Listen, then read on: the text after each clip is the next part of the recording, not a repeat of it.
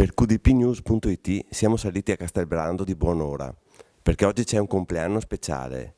Antonio Palazzi compie 80 anni, 8-0. 80 anni, di cui quanti passati al lavoro?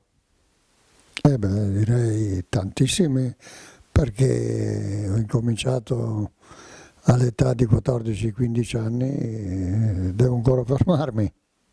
Lei è un po' il Gualtiero Marchesi del territorio. Cosa si sente di dire ai suoi colleghi? No, io non devo assolutamente, non mi sento di dire nulla.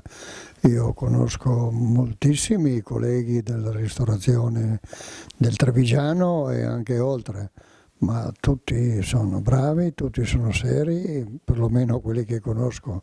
E Gualtiero Marchesi è un'altra cosa. Io proprio non credo di assomigliarle. Io lo apprezzo molto, non ho mai avuto né il piacere né l'onore di conoscerlo, ma sicuramente per me Gualtiero Marchesi è quello che ha,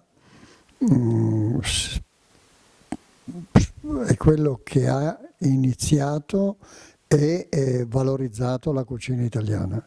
Poi dopo sono nati tutti gli altri che oggi sono in televisione, sono dappertutto, pubblicità, le grandi aziende. Sono bravi, senz'altro, stellati, e Gualtiero Marchesi invece è sempre modesto, silenzioso, ma Gualtiero Marchesi sicuramente è quello che ha valorizzato, come ho detto prima, la cucina, la nostra cucina. Possiamo dire che la cucina e questo lavoro mantiene giovani?